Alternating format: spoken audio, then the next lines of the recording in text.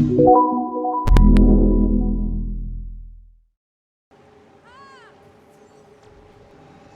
everyone, and welcome back to another... I have a peanut in my throat. Welcome back to another video. Oh god, that hurt. Just slid down my throat. Anyway, welcome to another Guild Wars 2 video. Today I'm going to be going over some 3v3 gameplay and the current Scourge build that I'm running. I've also been messing around with Mirage, but I need to do a little bit more work in order to get that to smoothly for gold participation, because I'm currently in gold. So I'm not top tier, I'm just kind of having fun with PvP. And I'm just going to go over the build shortly and then talk about some of the games that I've gone with. And it's been a lot of fun. And I don't know if it's super meta or whatever, but I'm having a decent time. Okay, so for the amulet, I'm taking the Sage Amulet, and of course, Rune of Sanctuary. Barrier, and Vitality. It's more defensive. So if you want to go a little bit more damage, you can go with something more condition damage oriented. I'm running Scepter, Torch, and Staff. I'm running Sigil of Cleansing, Sigil of Revocation, Sigil of Exploitation, and Sigil of Escape. I don't know if I should keep Sigil of Exploitation. I didn't even know that I was actually running it. I just now saw it, but it seems to be working, so there you go. As for my specializations themselves, I'm running Curses, Blood Magic, and of course, Scourge. For Curses, I'm running Insidious Disruption for extra torment while I fear people, and in the same vein of Fear, I'm taking Terror. Fear you inflict deals damage each second. I'm pretty sure this is condition damage oriented. I don't know if it's physical damage, but yeah, extra ticking damage. And I'm taking Lingering Curses. One day I need to mess around with Parasitic Contagion and make a Bruiser Bunker build based off of conditions, but that might be in the future. Blood Magic, I'm taking Ritual of Life for faster reses. I'm taking Vampiric Presence, though you could swap this out for Life from Death. And finally, I'm taking Transfusion. And for Scourge, I don't know if a lot of people take this, but I've decided to run with Nourishing Ashes. Because this is a 3v3 scenario, the fights aren't going to be as long as, say, in a Conquest match. So you really need to build up a lot of your life force very quickly. So that's why I'm taking Nourishing Ashes. I'm taking Desert Empowerment for extra defense via Barrier.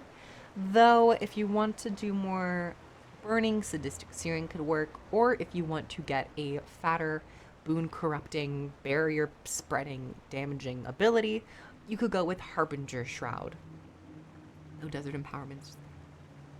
And then, finally, I am taking Feed from Corruption.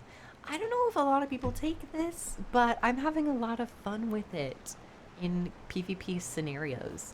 I really wish that in PvE more boons were being flung around on enemies, just because Feed from Corruption is such a cool idea. When you remove a corrupted boon, you gain that boon.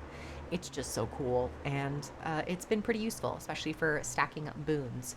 If you don't want to run with Feed from Corruption, Demonic Lore would probably work very well. And then as for my abilities, I'm taking Sand Flare, extra barrier on a 30-second cooldown. Consuming Conditions would work as well. Or if you want to actually go Well of Blood for another res, that's great. I'm taking Trail of Anguish for a stun break and additional stability and burning. I'm taking Signet of Locust for Boon Rip, which will play into Feed from Corruption. Also, like to mention, punishments all will convert boon on enemies, so you're going to be gaining that as well. I'm also taking Plague Signet because it's another stun break. And I've noticed in 3v3s that you're going to be pretty much focused if you're a Scourge, because they don't want you applying barrier or conditions. So I felt more comfortable taking 2 stun breaks. I need to get a little bit better at Plague Signet, but it's quite useful. And you will transfer conditions. And yeah, it's nice. 1 condition, 5%. It's pretty decent.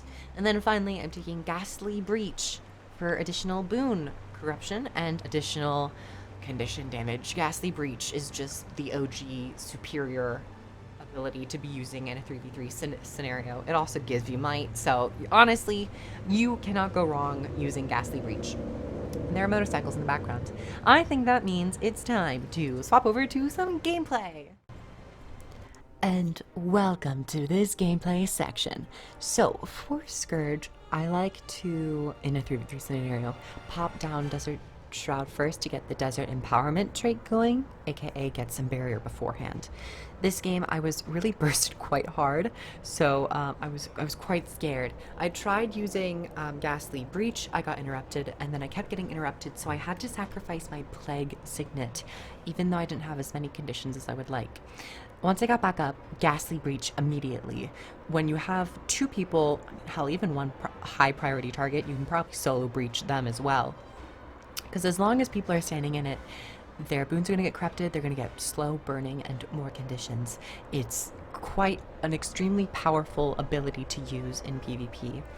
Honestly, I really want a lot of the PvP abilities to have their radii shrinked, because old Guild Wars 2 used to have smaller radii, especially with the staff marks, and it was really rare to see 300 radius skills.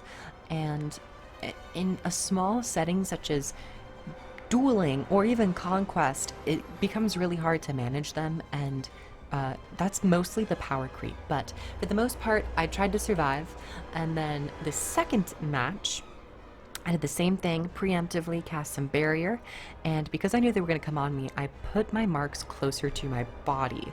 Two people are here, so I Ghastly Breach immediately. Then I realized that he got out, which was very smart of the Guardian. I believe it was the Guardian.